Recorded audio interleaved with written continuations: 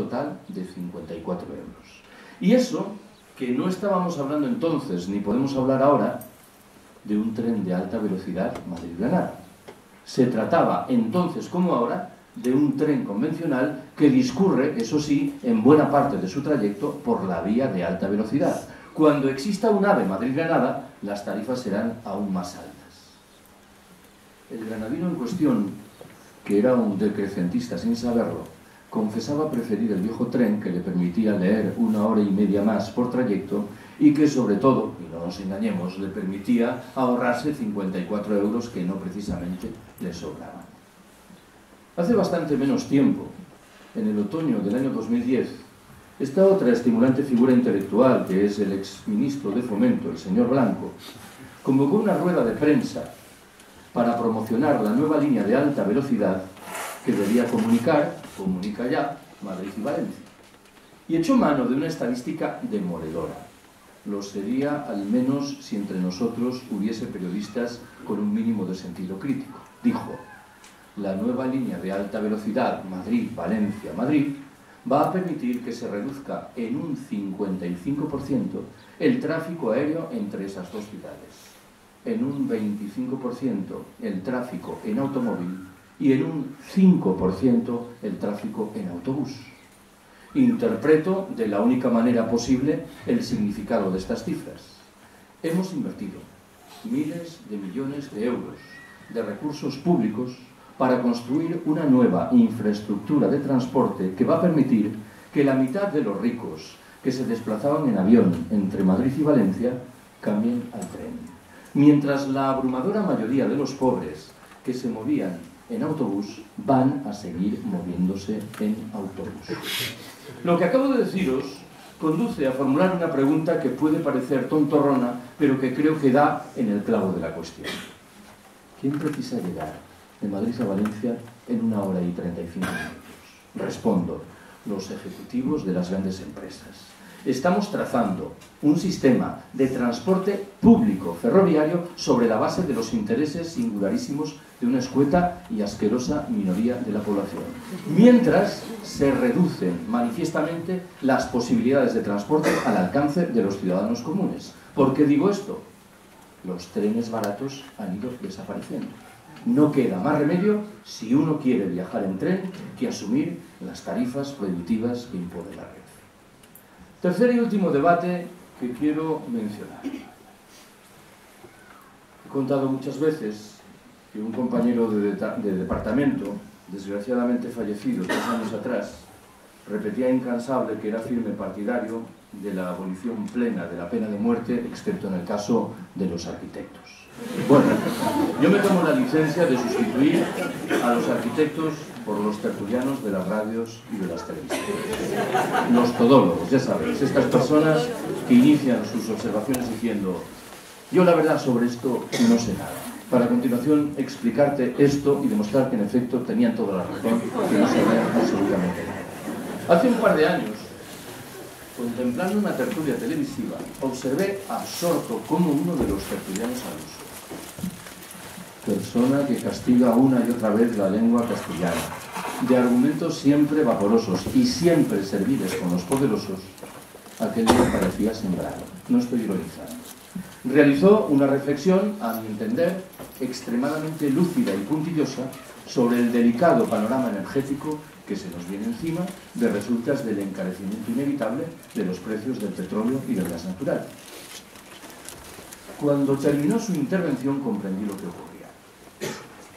Ese análisis tan lúcido, puntilloso y, si así lo queremos, alarmista y catastrofista, obedecía al propósito expreso de subrayar que, pese a todo, había una salvación. Ya podéis intuir cuál era: la energía nuclear.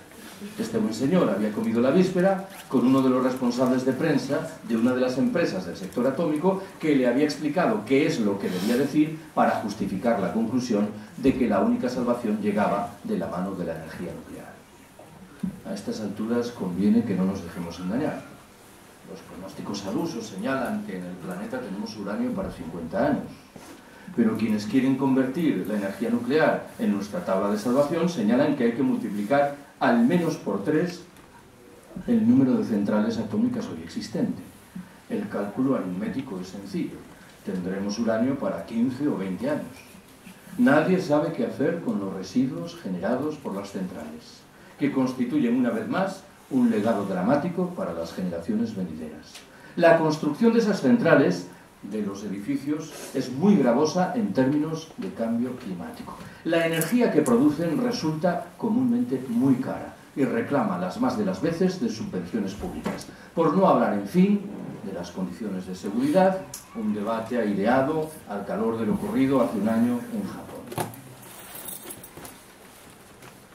El año pasado escuché un trecho de una entrevista que Iñaki Gabilondo, cada vez más baboso, le hacía a esta tercera estimulante figura intelectual que es Felipe González. Le preguntaba por esto que estoy discutiendo ahora, el delicado panorama energético que se nos viene encima. González respondió que para hacer frente a ese panorama teníamos que asumir tres grandes iniciativas. Primera, desplegar energías limpias y renovables. Segunda, diversificar las fuentes de suministro. Tercera y última, cito de manera literal, reabrir mesuradamente el debate relativo a la energía nuclear. No me interesa ahora glosar lo que González dijo, sino recordaros lo que llamativamente no dijo. ¿Y qué fue lo que no dijo? Que teníamos que reducir visiblemente los niveles de consumo energético, cuando esta parece que es la respuesta más inmediata en un escenario de escasez. Si alguien es tan ingenuo como para preguntarse por qué González no dijo lo primero que tenía que decir, me limitaré a recordar que cobra bien y desde mucho tiempo atrás de poderosas empresas del sector eléctrico. Para hacer frente al delicado panorama energético que se nos viene encima, tenemos que desplegar simultáneamente dos grandes medidas. La primera es la primera de las que invocaba González: energías limpias y renovables, pero nunca al servicio de nuestro estilo de vida derrochador, dilapidador. La segunda pasa inexorablemente por reducir, que podemos hacerlo, nuestros niveles de consumo energético. Séptima y última observación que quiero haceros.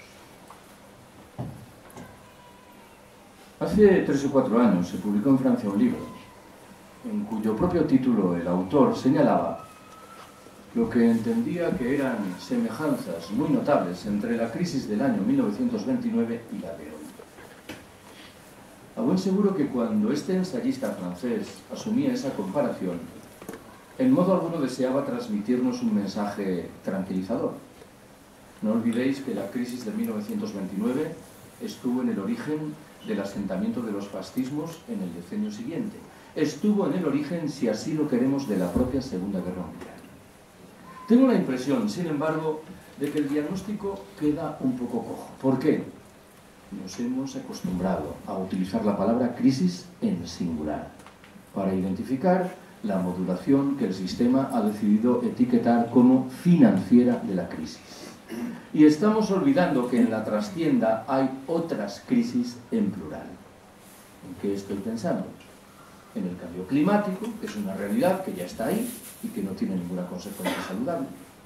En el encarecimiento inevitable, en el medio y en el largo plazo, de los precios de la mayoría de las materias primas energéticas que empleamos. En los problemas demográficos que atenazan a muchas regiones del planeta. En el mantenimiento de la situación de postración material y simbólica de tantas mujeres, o en fin, y por dejarlo ahí, en la prosecución del expolio de la riqueza humana y material en los países del sur. Si cada una de estas crisis por separado es suficientemente inquietante, la combinación de todas ellas me temo que es literalmente explosiva. En un escenario como este, creo que le debemos prestar atención a dos procesos de signo muy diferente. El primero de ellos nos habla de un renacimiento de los movimientos de contestación y de emancipación.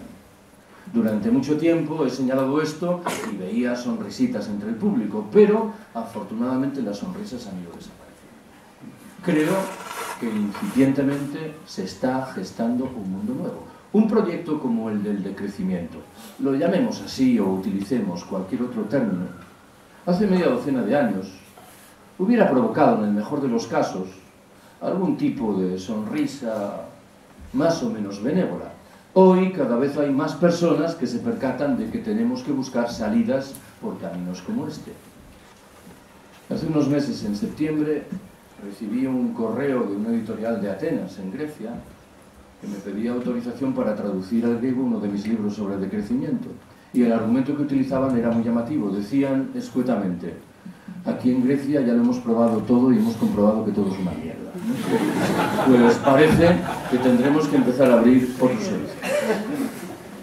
El segundo proceso al que hay que prestar atención tiene un cariz muy distinto y es cualquier cosa menos estimulante. Hace unos años Jorge Riemann, que está ahí sentado, me recomendó la lectura de un libro de un periodista alemán llamado Karl Amel. El libro se titula Auschwitz comienza el siglo XXI, entre signos de interrogación. La tesis principal que abraza Amel en esa obra señala que estaríamos muy equivocados si concluyésemos que las políticas que defendieron los nazis alemanes 80 años atrás remiten a un momento histórico singularísimo, coyuntural y por ello afortunadamente irrepetible. Ameri antes bien sugiere que debemos estudiar en detalle el contenido preciso de esas políticas. ¿Por qué?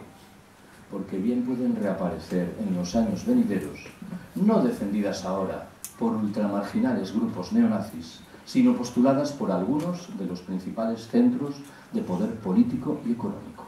Cada vez más conscientes de la escasez general que se avecina y cada vez más firmemente decididos a sacar adelante políticas de darwinismo social militarizado. Creo yo que buena parte de las medidas que alentó el anterior presidente norteamericano y que infelizmente ha heredado el actual hunden sus raíces en un proyecto de esta naturaleza. Como creo yo, por mencionar otro ejemplo, que muchas de las medidas que la Unión Europea aplica a los inmigrantes pobres que llegan a nuestras costas y aeropuertos hunden de nuevo sus raíces en un proyecto de esta naturaleza. Acabo.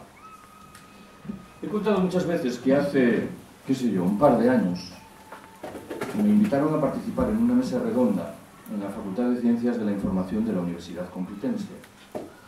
La compartí con una mujer que, por lo que me explicaron, era una de las estrellas en ascenso de televisión española, sometida, dicho sea de paso, a los dardos críticos del Partido Popular, que entendía que era una izquierdista desbocada. A esta chica le correspondía hablar de las manipulaciones en los medios de comunicación. A mí me tocaba hacerlo del decrecimiento. No eran dos materias que tuviesen mucha relación expresa entre sí. El caso es que en un momento determinado, en el transcurso del debate, enuncié una queja. Dije: me parece muy llamativo que en esos programas matinales de televisión, por los que han pasado en los diferentes canales centenares de políticos, de sindicalistas y de economistas, nadie haya tenido la oportunidad de expresar sus recelos con respecto a las presuntas virtudes del crecimiento.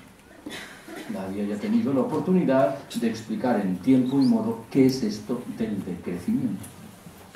El caso es que esta chica reaccionó inmediatamente y se comprometió a garantizar que al menos en su medio semejante vacío tocase pronto a su fin.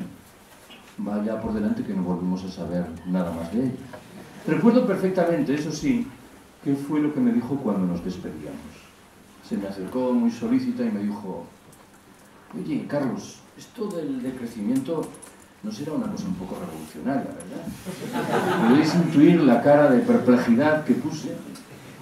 Me quedé paralizado, entre otras razones por una. Tenía al alcance de la mano dos respuestas completamente diferentes y las dos perfectamente legítimas. Esto pasa de vez en cuando.